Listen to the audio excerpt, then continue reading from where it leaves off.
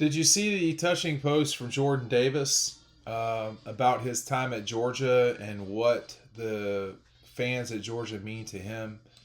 If you've I want to make sure that you take a look at this. This is on Twitter, and Jordan, really has become one of the most special players lately, and that's what happens when you become sort of a cultural icon.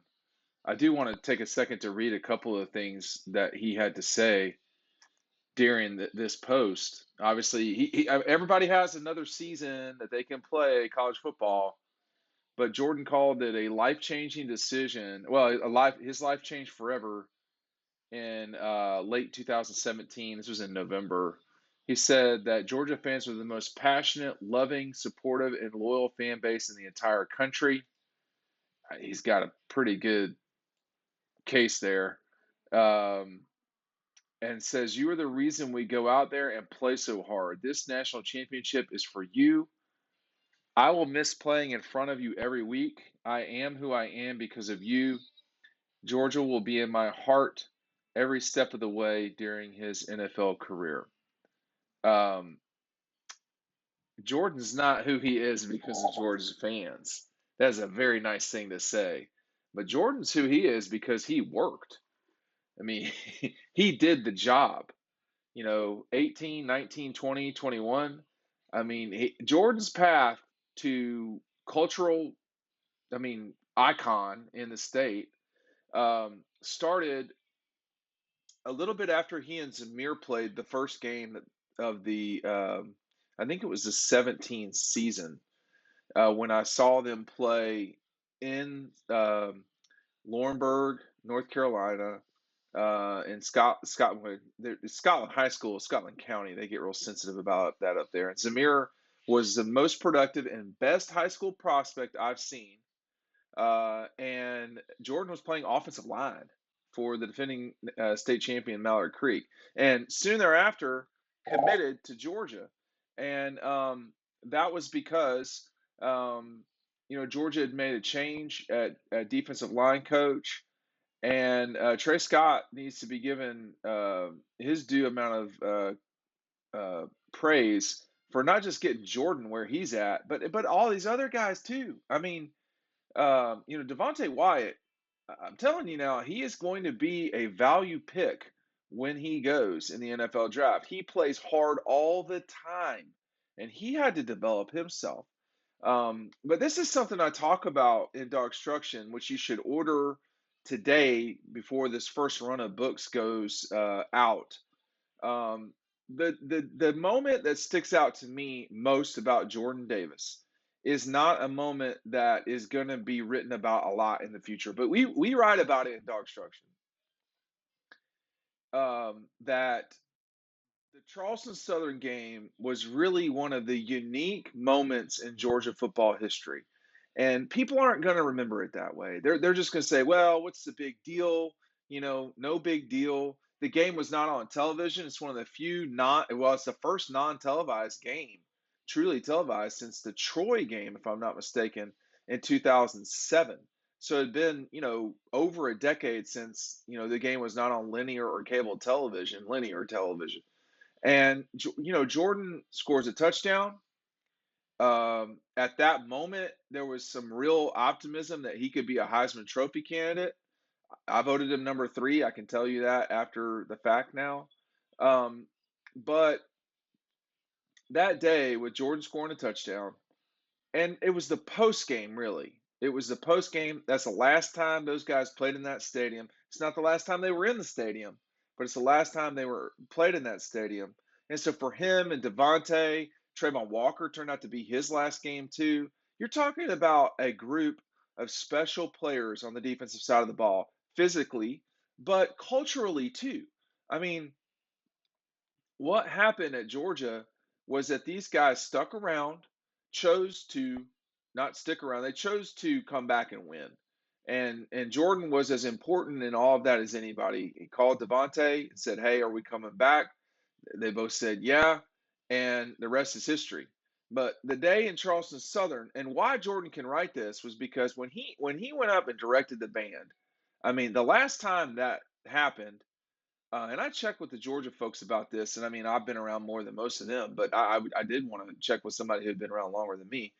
We think the last time that happened was the Outback Bowl when Mike Bobo did it, January 1st, 1998. So 20 years, 23. Yeah, I don't know if Jordan was born at that point. Um, so his connection with people is as important as anything. And I was right by him as he walked. I was. You can see the photo in DAWGSTRUCTION. Make sure you're ordering it below.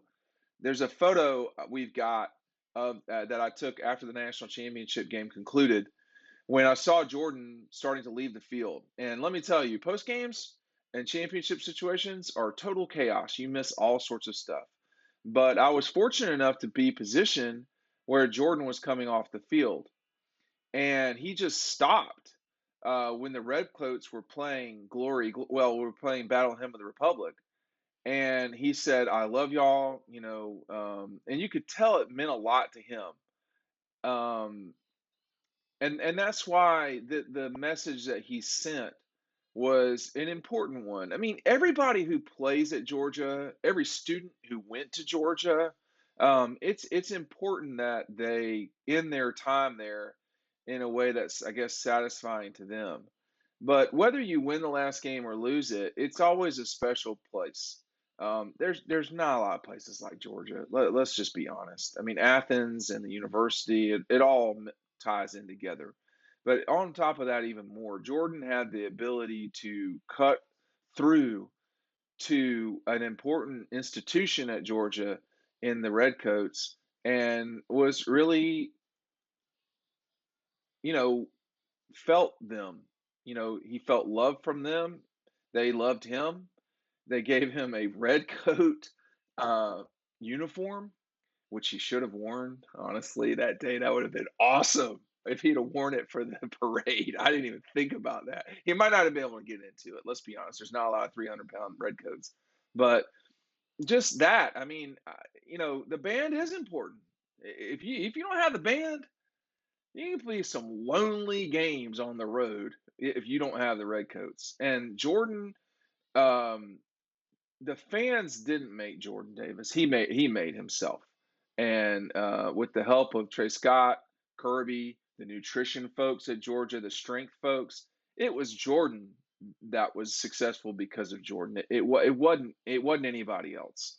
And I know he's being the way he is. I get that. Maybe he was motivated in a way, but he did this. He deserves credit, not people in the stands. And he's always going to be remembered in a special way. Maybe the way that the Clemson fans remember Refrigerator Perry. Maybe the way that Georgia fans remember No. Moreno. I don't know. I don't know where Jordan goes down. I mean, he is as important a figure um, certainly for a big man that we've seen in a while. John Stinchcomb, Matt Stinchcomb, they're important people in the grand scheme of things. They have a voice. One of them's on the board of the athletics department, um, and they're big guys. Usually, big guys don't have big voices, particularly during seasons. But Jordan's voice was different. Out of state guy.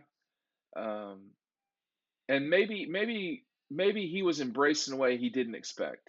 Maybe Athens just hit him the right way. Maybe he had a better time than he thought he would. Maybe he grew up. I mean, I know for me, and when I went to college, it was really probably the most important 4 years of my life that weren't the first 4 years of my life. The most formative years when you're extremely young.